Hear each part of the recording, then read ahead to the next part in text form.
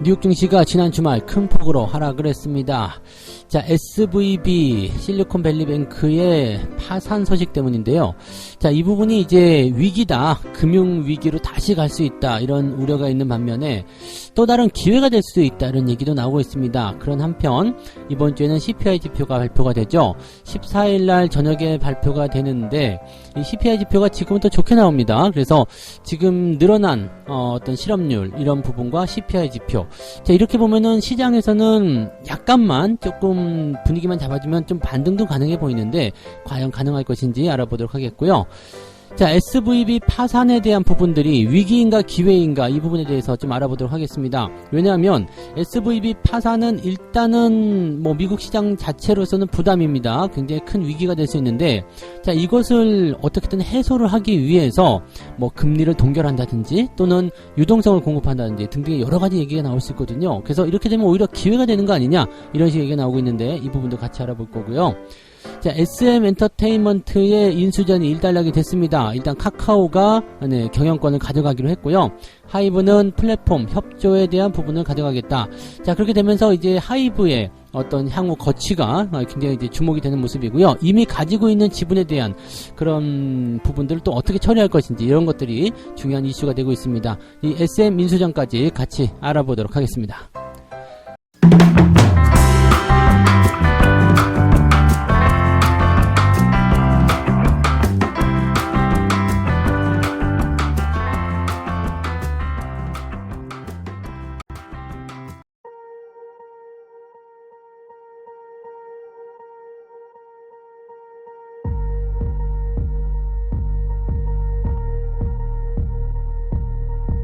네, 반갑습니다. 자, 오늘은 3월 13일 월요일입니다. 네, 미국이 아주 그냥 시끄럽습니다.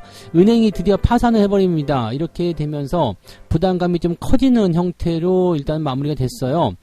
시장 자체는 일단 이 은행의 파산을 놓고서 굉장히 뭐 여러 갈래로 나눠지고 있습니다. 이제 엄청난 금융위기가 올 것이다. 리먼 사태 버금가는 제2의 금융위기가 이제 닥칠 것이다. 이런 얘기가 있는 반면에, 자, 이것을 어떻게 좀 기회를 삼아서 좀 잘 해봐야 되는 거 아니냐라고 얘기가 되고 있습니다. 자, 미국에서 16번째로 제일 큰 은행이었던 SVB가 이틀 만에 초고속으로 파산을 해버립니다. 자, 이게 뭐 우리가 조금 자금이 딸려요 라고 얘기한 다음에 그냥 이틀 만에 문을 닫아버리니까 이게 아주 좀 타격적인 부분이 굉장히 크게 나타나는 모습으로 좀 같습니다. 예전에 리먼 사태 때와는 좀 많이 다른 모습이긴 합니다만은, 그래도 은행의 파산은 결국 작은 일이 아니기 때문에 좀 주목을 해봐야 되는 내용이겠죠. 자, 이 은행 같은 경우는 이제 벤처 캐피탈 펀드라든지 또는 이제 신생기업, 스타트업 회사들을 주요 고객으로 두고 있고요. 최근에 이제 금리가 계속해서 높아지다 보니까 아무래도 이제 그 자금 조달이 어려운 기업들이 예금을 계속 인출하게 되고, 이렇게 되니까 자금이 부족하게 되니까 가지고 있던 채권을 팔았고, 여기서 손실이 발생했어요. 그러고 나서 손실이 발생하니까 우리가 자금을 좀 확충하기 위해서 증자를 좀 해야 되겠다 했는데 이게 무상이 돼버리죠. 자, 그런 상태에서 매각과 인수까지도 같이 이제 좀 논의를 해봤는데 이것 역시도 무산이 되는 상황이 벌어집니다. 자, 그렇게 하다 보니까 그냥 에라 모르겠다, 파산하자, 이렇게 나오게 된 상황이죠. 자, 이렇게 된 상황인데 일단은 여기서 화살은 어디로 가고 있느냐? 정부죠. 연준이 그동안 금리를 너무 급격하게 올려서 이게 이 모든 사태가 벌어졌다, 이렇게 얘기가 나와버린 겁니다. 그래서 이 내용들이 이제 중요한 골자가 되는데 이 부분들 조금 이따가 다시 한번 알아보도록 하고요. 자, 이 소식이 일단은 미국 시장을 끌어내리는 그런 중요한 이슈가 좀 됐는데, 자, 이번 주에는 그래도 좀 반등의 어떤 실마리를 좀 풀 수 있는 내용 중에 하나가 바로 CPI 지표입니다. 이 CPI 지표가 지금 6.0 정도 예상치가 나왔어요. 지난달에 6.4였죠. 그리고 이제 이번에 6.0이 예상이 되고 있는데 이거보다 더 좋아질 수도 있겠다라고 판단은 좀 됩니다. 왜냐면 이제 물가가 전년도 시점으로 봤을 때는 더 가팔라지는 시기가 바로 요 시기거든요. 그러니까 기저효과를 통해 가지고 조금 더 나은 CPI 지표가 나오지 않겠는가 생각되는 모습이고요. 뭐 굵직한 경제 지표도 계속 발표됩니다. PPI 지표도 있고요. 소매 판매, 기대 인플레이션 뭐 이런 것들 나오고 있는데 PPI 지표나 뭐 소매 판매 이런 것들도 뭐 이 소매 판매는 조금 줄어든 것 같아요. 근데 뭐 이런 것들이 오히려 연준 입장에서는 금리를 못 올리게 하는 중요한 포인트가 되지 않을까 생각합니다. 최근에 연준 인사들이 계속적으로 금리를 인상시킬 것이다. 최종 금리를 높게 잡을 것이다. 뭐 이렇게 얘기하면서 0.5%포인트의 금리 인상을 예상을 좀 하긴 했는데 이 부분이 조금 애매해지게 된 거죠. 그래서 금리를 올리는 것은 뭐 어쩔 수 없다 치더라도 빅스텝으로 가는 것은 어렵지 않겠느냐. 그래서 다시 0.25%포인트의 금리 인상 가능성이 높아져 있다라고 보시면 되겠습니다. 이런 상황이라면은 뭐 나쁘진 않은 것 같아요. 그래서 이 지표에 따른 부분들이 이제 시장을 회복시킬 수 있고 그 다음에 연준의 어떤 긴축 정책에 제동을 좀 걸어줄 수 있을 것인지 니들이 지금 금리 올릴 때가 아니다. 우리 다 죽어나가게 생겼는데 계속 금리만 올리겠다고 그런 소리 하고 있으면 되겠느냐 라는 식으로 얘기가 나오는 거죠. 그래서 이런 은행 파산에 대한 부분들이 연준을 무겁게 만들어 놓고 있다는 것을 참고해 보신다라면 오히려 이런 것들은 누군가에겐 불행이지만 우리에게는 좋은 기회가 될 수 있다. 이렇게 보셔도 될 것 같습니다. 이 이야기도 조금 이따 다시 해드리고요. 자, 국내 증시로 넘어가게 되면은요, 일단은 강화된 긴축 때문에 조금 부담스럽지만 양회가 일단 오늘 끝납니다. 양회가 끝나니까 거기에 대한 부분으로 인해서 이제 중국 양회 이후에 나타나는 어떤 소비주들의 어떤 움직임들 예상을 해볼 수 있을 것 같고, 또 지금 그 미국의 은행 파산이 국내 시장에는 일단 제한적인 영향을 줄 것이다. 영향이 아예 없지는 않겠지만 또 여기에 대한 부분들을 어느 정도 대비를 좀 해놔야 되기 때문에 이런 것들을 참고하게 된다라면 그렇게까지 뭐 큰 출렁임은 없을 것이다 라고 얘기하고 있습니다. 그래서 증권사 쪽에서는 지금 이번 주 코스피 밴드를 2350에서 2470 다소 약간은 이제 상승 쪽으로 많이 기울임을 해놓은 상태죠. 그래서 지금 2300포인트대 2400포인트가 이탈된 상황에서 2350에서 2470이라면 위쪽으로 조금 더 상승 포인트를 올려잡고 있다라고 판단하셔도 좋을 것 같아요. 자, 하지만 단기 변동성에 대한 부분들은 조심해야 된다라는 얘기가 있겠죠. 특히 이번 주에 발표되는 경제 지표, 그 다음에 은행 파산에 대한 이런 은행권들의 어떤 움직임, 그 다음에 정부의 어떤 움직임들 이런 것들이 여러 가지로 이제 시장에 좀 중요한 작용을 하게 될 것 같다 생각됩니다. 그래서 좋은 지표는 약간 나쁘게, 나쁜 지표는 좋게 시장이 해석하지 않겠는가라고 판단하고 있어서 요거를 또 뭐라고 해야 될까요? 뭐 나쁜 거는 좋게, 좋은 거는 나쁘게. 이거는 뭐 그러면 그냥 뭐 현재 수준을 그냥 유지하는 형태의 그런 정도의 모습이지 않겠느냐 이렇게 판단할 수밖에 없는 내용이겠죠. 자, 아무튼 시장이 크게 상승할 수 있는 요소는 아직은 없는 상태인데 지표에 따라서 긴축이 어떻게 되느냐 여기에 따라서 움직임은 좀 달라지겠다 보시면 되겠죠. 대신에 주가가 변동성을 보일 수 있는 확률은 재료적인 측면에서 조금 나타났다고 판단하시면 되겠습니다. 그래서 일단은 월요일 아침은 미국 장시가 떨어진 상태에서 악재가 나와 있기 때문에 거래량도 없다라면 한번 폭풍이 몰아칠 수 있는 상황은 되겠다. 그래서 아침 시점에서는 일단 또 조금 주춤하는 모습들 우리가 예상해야 되기 때문에 조금은 관망하면서 진행하시면 되겠습니다. 무방 통해서 시장 관망하시면서 시장 상황들 체크하면서 대응들 하시면 좋을 것 같아요. 자, SVB 은행에 대한 두 번째 이야기로 가보도록 하겠습니다. 이걸 조금 집중적으로 다뤄보죠. 자, SVB의 보도자료에 따르면 일단은 12월 말 지난해 12월 말 기준으로 총 자산이 2,090억 달러, 예금은 1,754억 달러였다라고 되어 있습니다.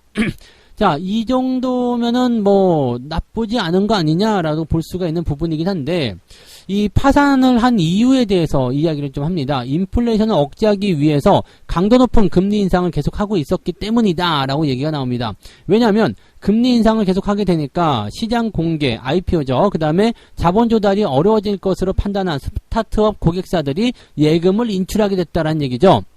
자, 시장이 안 좋으니까 IPO, 기업 공개를 한다고 하더라도 이제 요즘에 우리나라도 마찬가지죠. 공모주들이 그렇게 썩 좋지 못하잖아요. 그러니까 자금 조달이 좀 어려워지는 상황이 벌어졌다라는 얘기가 되는 겁니다. 스타트업 기업들 같은 경우는 일단 시장에 상장을 시켜가지고 투자자들을 끌어모아야 되는데 금리가 높아진 상태에서 시장이 자꾸 떨어지니까 기업 공개하기도 좀 어렵고 또 그 다음에 빚을 내가지고 이제 사업을 영위하고 있었는데 금리가 계속 높아지니까 자금적인 그런 어떤 여력이 좀 떨어지는 그런 상황이 좀 된 거죠. 그러다 보니까 이제 예금을 맡겨놓은 것들을 자꾸 인출하는 상황이 벌어지게 됐는데 자금을 인출하게 되니까 SVB의 자본이 부족해지는 상황이 좀 된 거죠. 그래가지고 지금 이 자본을 내주기 위해서 이제 보유하고 있는 그런 채권을 팔았는데 여기서 약 꽤 많은 금액의 손실을 봤다라고 얘기를 하게 됩니다. 꽤 많은 금액의 손실을 볼 수밖에 없었던 이유는 그동안은 채권을 가지고 있던 것들이 이제 그 금리가 높은 상태였잖아요. 그러니까 금리가 높다는 것은 가격이랑 반대죠. 금리는 이제 수익률이기 때문에 금리가 높은 상태에서 사놓은 채권들은 가격이 낮은 상태. 근데 지금은 어떻게 됐어요? 가격이 좀 이상해지죠. 그러니까 그 금리가 낮은 상태에서는 가격이 높아지고요. 그 다음에 금리가 높은 상태에서는 가격이 떨어지는데 지금 현재 시점에서는 이제 금리가 높은 상태에 있는 채권들, 이게 말을 좀 잘못했네요. 자, 금리가 낮은 상태에서 가격이 높은 채권들을 사놨었는데 이것을 이제 급하게 팔다 보니까 금리가 높아진 상태에서 가격이 떨어져 있잖아요. 그러니까 높은 가격에 산 것을 쉽게 얘기하면 그러네요. 높은 가격에 산 것을 낮은 가격에 팔면서 손실이 발생할 수밖에 없었다라고 생각하시면 된다는 얘기입니다. 그러니까 SVB가 그냥 금리 인상이 아니었다라면 이거 채권 더 들고 있어도 되고 또 사람들이 예금 인출을 안 할 것이기 때문에 부담이 없었던 거 아니냐. 그러니까 이 모든 책임은 지금 이 연준이 금리를 너무 높게 올려서 그런 것이다 라고 얘기를 하고 있는 부분인 거죠. 그러니까 파고 들어가면 연준의 강력한 금리 인상이 문제였다라는 거죠. 그러니까 이렇게 금리라는 것은 서서히 올라가면 괜찮은데 급격하게 올라가게 되면 당연히 부담이 될 수밖에 없다는 얘기입니다. 그러니까 그런 부분들이 나온 거고, 이런 상태에서 이제 약간 손해를 봤다라는 얘기가 나오니까 벤처 캐피탈 그들이 이제 경고를 하고 나섭니다. 너희들 지금 큰일 날 수 있어. 예금을 빨리 인출해. 이런 식으로 얘기 나오니까 뱅크런 사태가 벌어지게 되면서 이제 파산까지 가게 된 것이다 라고 얘기가 되어 있습니다. 일단 안심해라. 일단은 안심하고 우리가 돈 다 줄게 라고 얘기는 했긴 했습니다만 주가가 일단 60%나 폭락했잖아요. 그러니까 증자가 안 돼버리죠. 증자를 하려면 일단 가격이 뭔가 기대감은 좀 있어야 되는데 폭락을 해버리게 되면 이 가격이 싸진 것에 대한 부분으로 증자를 해야 되기 때문에 이 원래 예상했었던 그런 조달금을 우리가 충분히 확보하기가 어렵습니다. 그래서 주가가 60%나 폭락해버리니까 어떻게 돼요? 원래 조달하려고 했었던 그런 증자를 통해서 조달하려고 했던 금액의 60% 폭락했으니까 60%니까 한 반 토막도 이제 못 건지는 상황이 된 거죠. 그러니까 원래 만약에 100만 원이 필요해서 증자를 해야 되겠어. 근데 주가가 폭락해버렸어. 그러면 지금은 이제 40만 원밖에 이제 돈을 마련하지 못하는 상태가 된 거죠. 그러니까 인수를 증자를 포기합니다. 포기하고 야씨 안 되겠다. 파산이니까 지금 좀 팔거나 매각을 좀 해야 되겠다 라고 했는데 이것도 안 돼. 그러니까 이제 파산을 시켜버리는 그런 상황이 좀 된 겁니다. 물론 예금자 보호가 있기 때문에 어느 정도의 보장은 되겠습니다만 가지고 있는 자본이 어느 정도까지 되느냐에 따라서 이 부분도 피해가 있을 것인지 없을 것인지 얘기가 나올 수가 있습니다. 자, 여기까지만 들으면은 아주 개떡 같죠? 자, 은행이 파산하면서 돈이 없고 금리가 계속 올라간 것 때문에 은행주들이 이제 그 파산에 몰릴 수 있나, 어떤 그 자본에 대한 어떤 위기에 몰릴 수 있다는 얘기가 되는 거잖아요. 이렇다 보니까 이제 시장에서는 이렇게 얘기합니다. 이거 금융위기 오는 거 아니냐, 큰일 나는 거 아니냐 라고 얘기를 하는데 이걸 다시 한번 생각해 봅시다.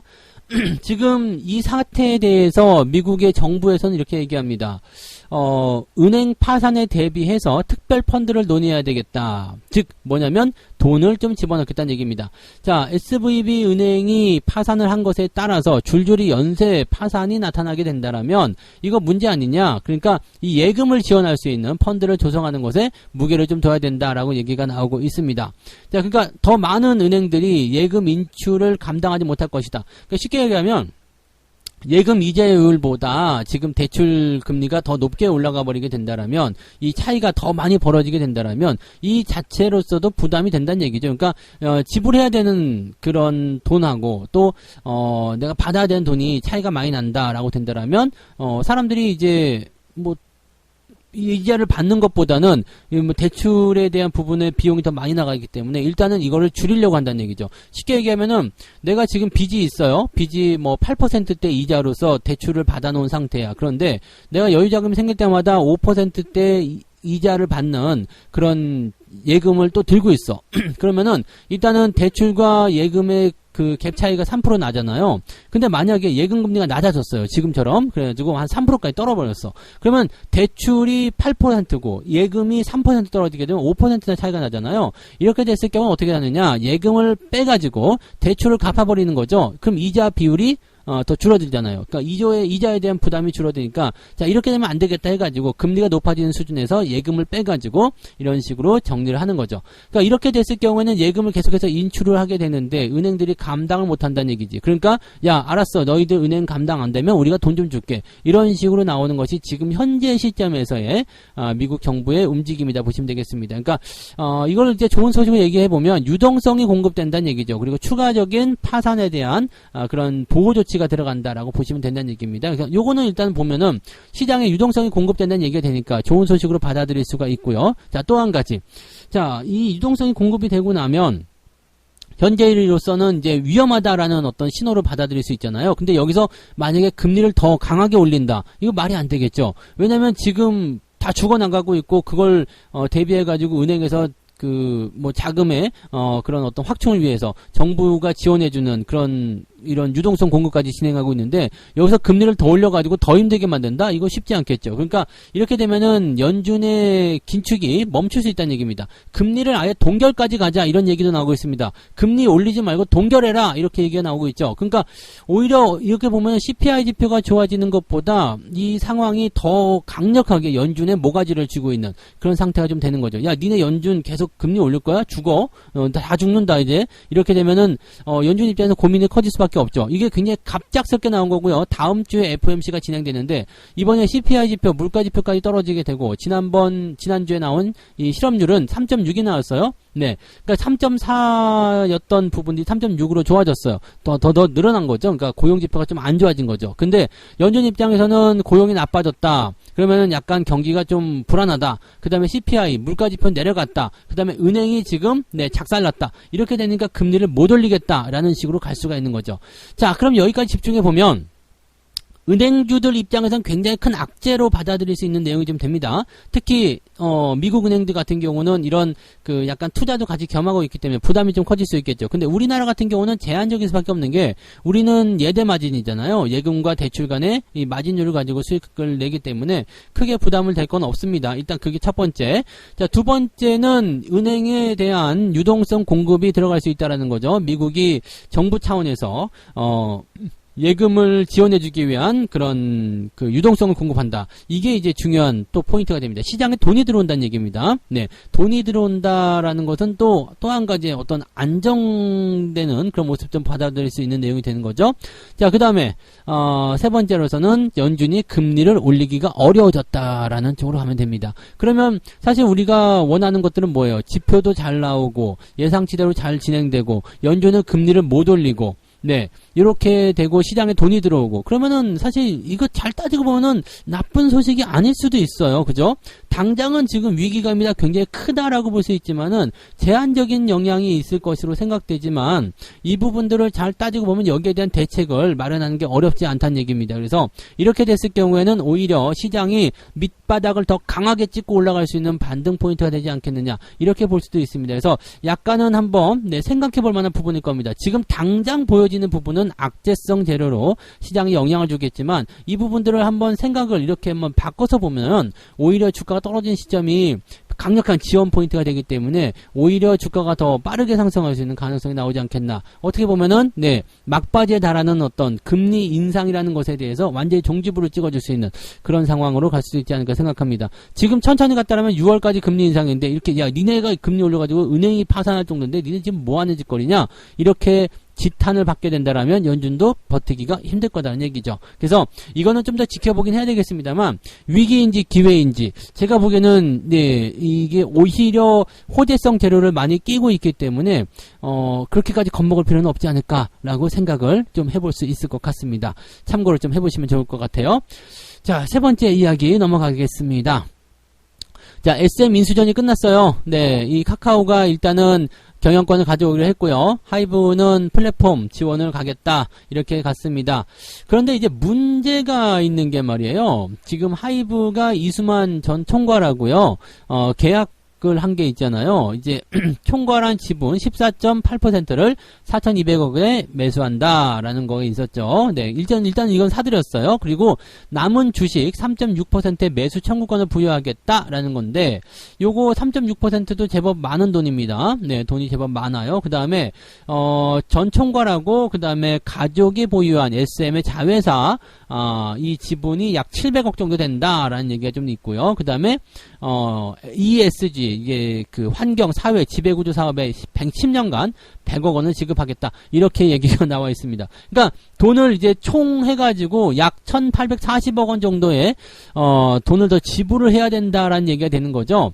그러니까 하이브 입장에서는 지금 4,228억을 사들인 상태에서 경영권도 가져오지 못하는 상황인데 저 1,840억 원에 대한 계약을 또 이행을 해야 된다는 얘기입니다. 그러니까 이렇게 되면은 뭐가 좀 되게 좀 힘이 뭐라 그럴까요?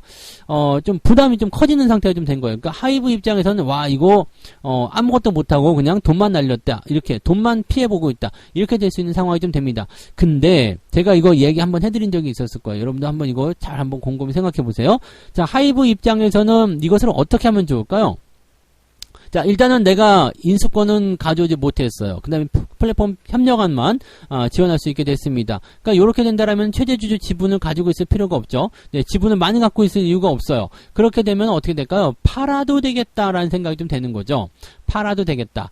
자, 이게 되게 핵심적인 부분입니다. 자, 하이브가 최대주주의 지위를 유지하지 않기로 결정을 했다라는 겁니다. 일단은 카카오가 대장으로 들어가니까 얘가 지금 나는 그러면 지분을 많이 매각할게, 나는 지분을 많이 줄일게 라는 얘기로 갈 수밖에 없겠죠. 근데 이것도 되게 재밌는 게 지난번에 이제 12만원을 걸쳐가지고 진행을 했는데 이게 카카오에서 15만원이라는 얘기예요. 자, 여기서 이제 추가적인 어떤 금액을 더 높이는 형태의 그런 일은 없을 거라 말씀드렸죠. 왜냐면 돈이 그렇게까지 안 된다고 그랬잖아요. 그래서 요거 안 된다. 그렇게 됐을 경우에는 카카오가 인수권을 가져오게 될 텐데, 자, 이렇게 되면은 하이브가 지분을 갖고 있을 이유가 없다는 얘기죠. 그리고 더 중요한 건 뭐냐? 15만원에 일단은 카카오가 주식을 사주기로 했잖아요. 나는 12만원에 샀잖아. 그러면 이거 어떻게 돼요? 몇 프로 수익이죠? 한 15% 이상, 한 거의 한 20% 가까이 수익 나왔잖아요. 그럼 이거를 팔아먹게 된다는 얘기예요. 그러니까 지금 4,000억, 4,200억 정도에 달하는 그런 지분의 20%를 더하면은,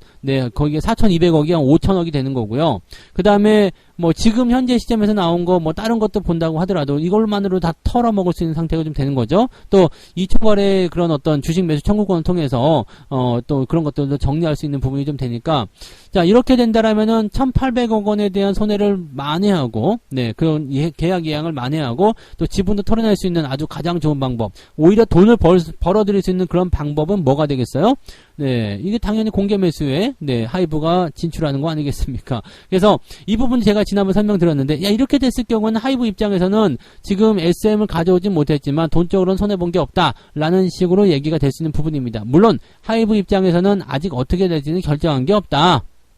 이렇게 되어 있지만 그 돈 어떻게 할 거냐 이거죠. 지금 당장 필요한 부분이기 때문에 요거는 공개 매수에 응할 확률이 매우 높다고 보시면 되겠습니다. 지난번에 한번 이야기해드렸던 부분인데 그렇게 되고 있네요. 자, 그 다음에 카카오 입장은 어떻게 될까요? 이거는 조금 문제가 될 수 있어요. 왜냐면 하이브 입장에서는 지금 이 공개 매수에 참여를 해버리게 되고 인수에서 빠져버렸기 때문에 오히려 자금적인 부분에서 부담이 없어졌어요. 물론 시너지는 좀 떨어질 수 있겠습니다만 그렇다고 하더라도 플랫폼에 대한 어떤 협조가 가능하기 때문에 아주 안 된다고 볼 수는 없죠. 그래서 약간의 시너지는 일단 발생시킬 수 있고요. 대신에 카카오 같은 경우는 돈을 많이 써야 돼요. 돈을 많이 써야 되는 상황이 좀 된 거죠. 이렇게 된 부분이라면 지금 주주들이 엄청나게 뿔나 있는 상태입니다. 왜냐하면 야, 니네 돈 그렇게 SM 인수하는데 써가지고 엔터를 꼭 그렇게 상장시켜야 되겠냐? 이렇게 얘기를 하고 있는 부분이거든요. 니들 지금 주가 떨어진 거 봐라. 고점 대비 지금 70% 떨어졌다. 이거 자사주 매입이라도 해가지고 올려놔야 되는 거 아니냐? 이런 식으로 지금 뿔이 나는 상태거든요. 그러니까 카카오 입장에서는 이게 주주들 입장에서는 열받으니까 뭔가 이제 주식을 던져버린다거나 이렇게 나올 수 있는 상태고요. 자본적인 부분에서 이제 부담을 좀 느끼고 될 테니까 주가를 이제 부양시키기 위한 어떤 자사주 매입이나 이런 것들도 사실 힘들 수도 있고요. 그러니까 이렇게 된다면 카카오 입장에서는 SM 주식을 인수하고도 뭔가 좀 당한 것 같은 느낌 이렇게 볼 수가 있잖아요. SM 입장이나 SM 주주들이죠. SM 입장이나 이수만 전 총괄 입장에서는 나쁠 게 없어요. 왜냐면 더 비싸게 팔았잖아요.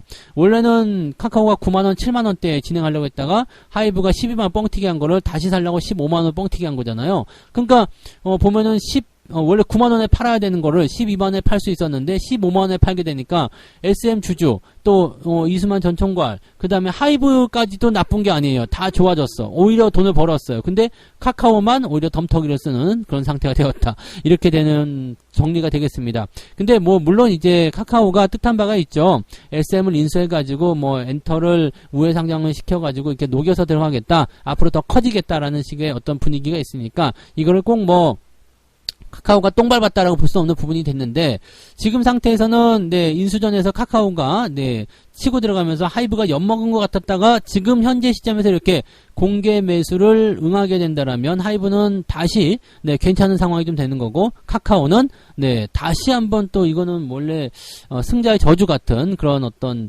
엿먹는 상황이 일어날 수도 있다고 보셔야 되겠죠. 그래서 카카오 빼고 나머지는 다 괜찮다 이렇게 분석을 해보시는 게 낫지 않을까 생각이 듭니다.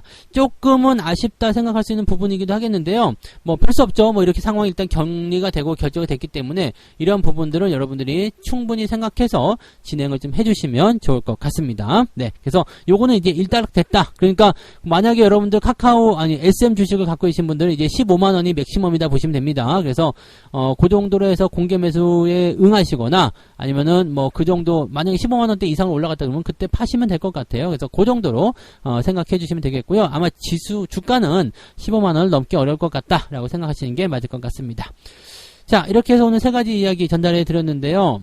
CPI 지표 같은 경제 지표들은 일단은 주가를 끌어올릴 수 있는 중요한 방향성으로 결정이 됐습니다. 실업률 좋게 나왔고요. 그 다음에 CPI 지표 괜찮고요. 이번 주 전체적으로 발표되는 경제 지표들 다 나쁘지 않습니다. 그래서 이런 상태에서는 이제 연준이 0.5% 금리 인상을 올리기 좀 어려운 상태였는데 SVB 파산이 일어나게 되면서 금리 동결까지도 얘기가 나오고 있고 미국 정부에서는 유동성 공급에 대한 부분을 고려하고 있다라고 되어 있습니다. 물론 은행 파산은 굉장히 큰 위험이지만 오히려 잘 따지고 본다라면 한번 떨어지고 났을 때 이런 변동성을 보이고 났을 때 오히려 그 자리를 바닥으로 만들어서 올려버릴 가능성도 있다라고 생각하시면 되겠습니다. 그래서 큰 영향에 대한 부분보다는 그 안에서 그 변동성 안에서 기회를 조금 찾아보는 것도 괜찮을 것 같다 생각되고요.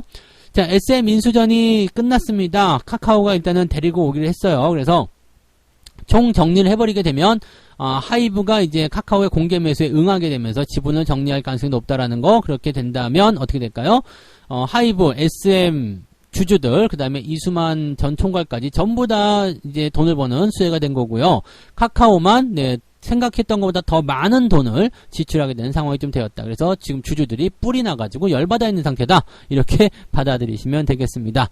주가가 어떻게 될지 모르겠어요. 카카오는 지금 현재로서는 일단은 부담을 가질 수밖에 없거든요. 그래서 그 내용들은 조금 참고하시면 되겠습니다. 책 한 곡 읽고 마무리하겠습니다. 사람들은 집단으로 미치고 한 명씩 천천히 제정신으로 돌아온다. 대중의 일원이 되면 변하게 된다. 더 경솔해지고 충동적이며 리더를 애타게 찾고 또 지성 대신 감정에 반응하게 된다. 요즘에 여러분들 2차전지 보시는 분들 그렇죠? 종목이 변동성을 약간 보이고 있을 때 이런 것들이 꼭 여러분들에게 필요한 조언이라고 생각합니다. 잘 참고하셔가지고요. 너무 이제 감정적으로 대응하지 않도록 주의를 해주시기 바랍니다. 자, 조금 있다가 무료 방송 진행되는데요. 9시부터 시작되죠. 오늘은 이제 이 은행 상황이라든지 이런 것들 참고하고요. 시장의 변동성에 대해서 어떻게 봐야 되는지에 대해서 이야기 좀 해드리도록 하겠습니다. 좀 이제 늦더라도요. 참석해 주시기 바라고 또 참석 못 하시는 분들은 녹화 방송으로라도 꼭 시청해 주시기 바랍니다. 자, 오늘 아침 시장 여기서 마치고요. 저는 조금 있다가 무료 방송에서 뵙도록 하겠습니다. 고맙습니다. 본 방송에서 제공되는 모든 정보는 투자 판단의 참고 자료이며 투자의 최종 책임은 본 방송을 이용하는 본인에게 있습니다.